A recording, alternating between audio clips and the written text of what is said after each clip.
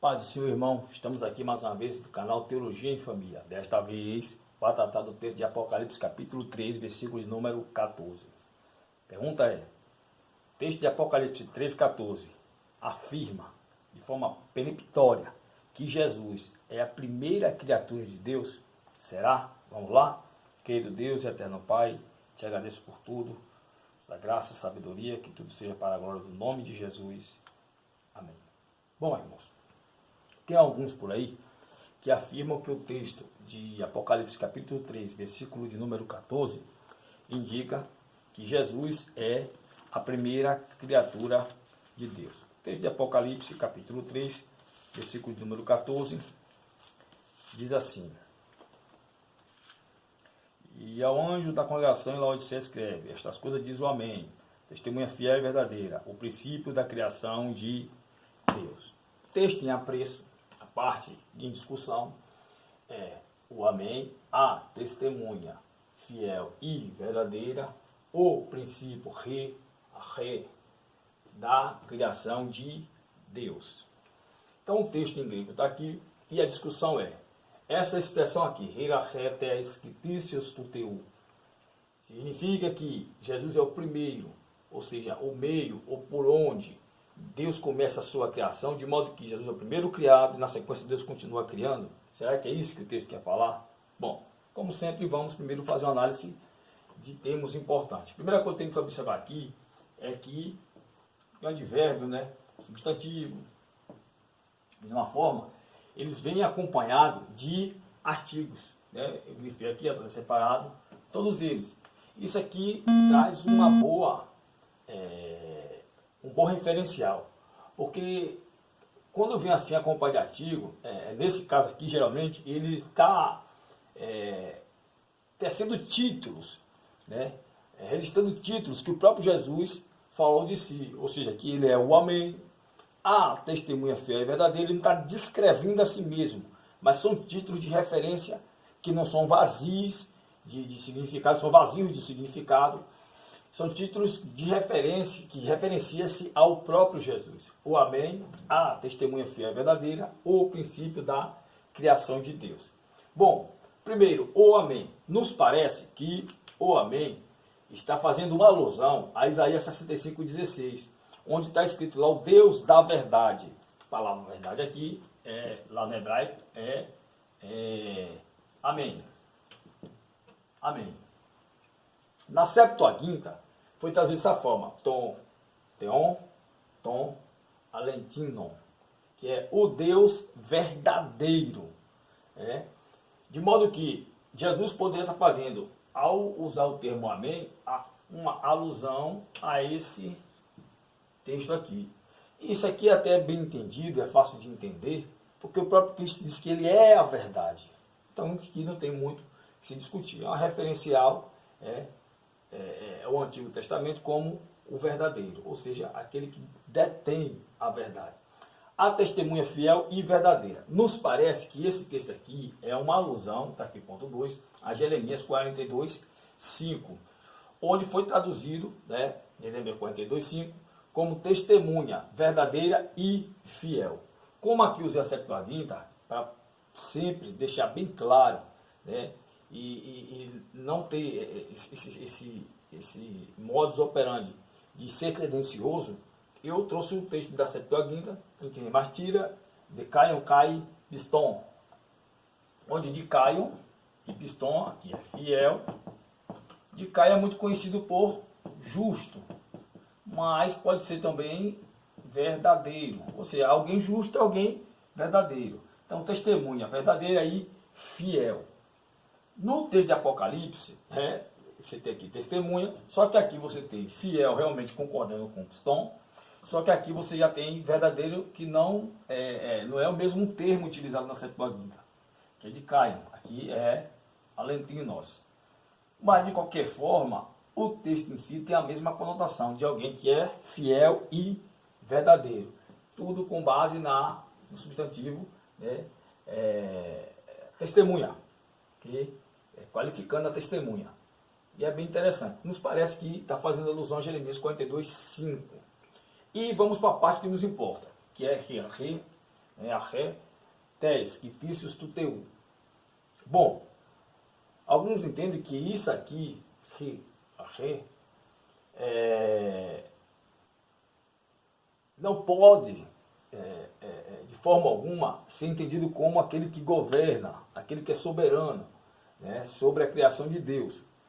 E a ideia é que, se fosse essa a intenção, deveria utilizar-se do termo arron.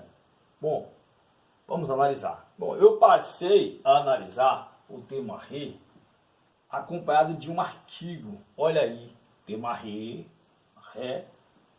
acompanhado de um artigo. Bom, eu peguei desde a Septuaginta até o Novo Testamento. Por incrível que pareça, uma coisa ficou muito clara, absolutamente clara. É que quando o termo arre vem acompanhado de um artigo, ele nunca, absolutamente faz, e relacionado com seres pessoais, nunca faz referência a tempo cronológico. Nunca, absolutamente nunca. Sempre traz uma ideia de autoridade, de principal, de chefe, de governante, de alguém que está no topo de uma hierarquia ou coisa do tipo. Nunca uma sequência cronológica, mas uma sequência hierárquica, não cronológica. Né? Então o que acontece? Ele aparece, o termo rei, arré, ou o termo arré acompanhado de um artigo, seja ele no caso dativo, nominativo, acusativo, coisa do tipo, ele aparece em 1 Samuel 13, 17, 18, 19, 15. E nesse caso ele vem aparece substituindo o termo rosh, rosh.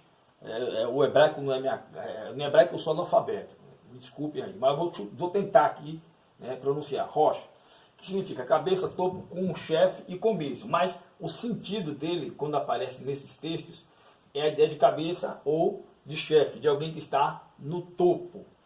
Ele aparece substituindo lá em Isaías 9,6 o termo Mishá, que é domínio, soberania e governo. Aparece em Daniel 7, 12, 14, substituindo esse termo aqui, que acho que é Rota, coisa do tipo, não sei. Aqui é um termo até aramaico, que significa aramaico, nem hebraico, aramaico.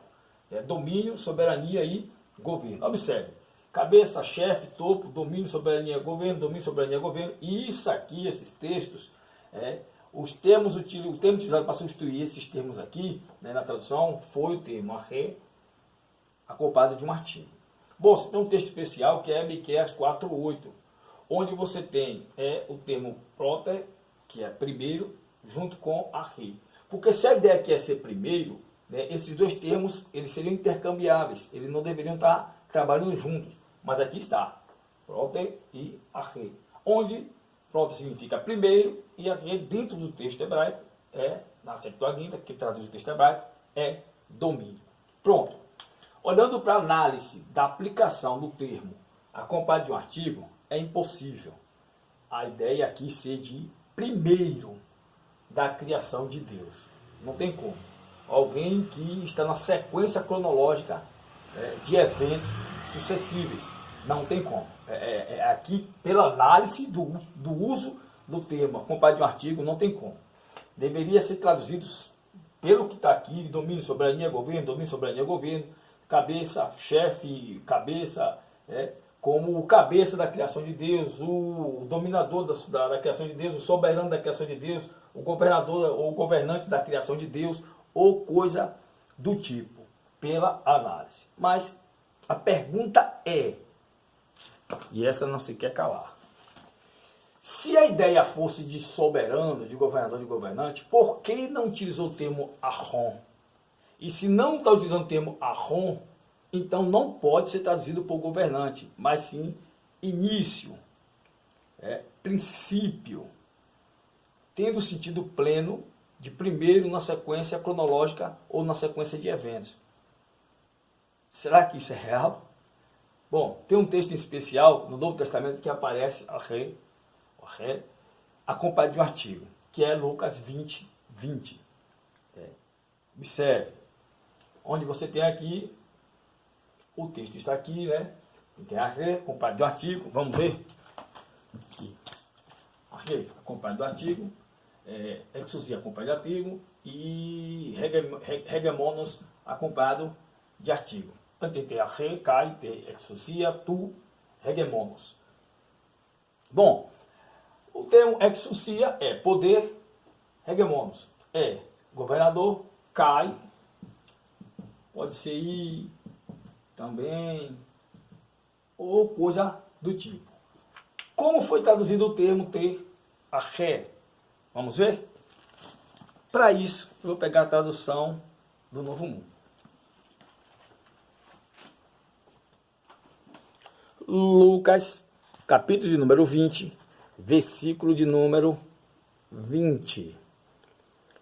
Vamos lá, olha aqui embaixo. A fim de que o pudesse apanhar na palavra, para o entregar ao governo, vou repetir, governo, mais uma vez, ao governo e à autoridade do governador. Tradução do Novo Mundo. Bom, não bastava essa, eu vou mostrar nessa, a novinha, a mais nova.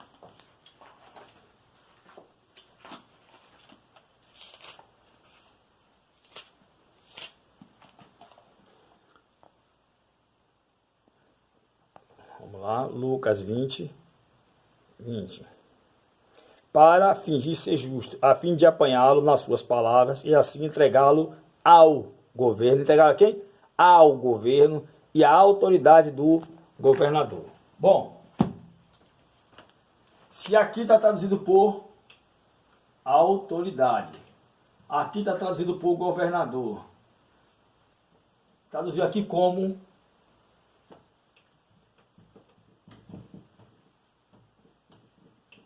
governo. O termo arreia comparativo não foi traduzido por princípio ou por início em uma sucessão cronológica no tempo, mas governo. Claro, como foi usado aqui, né?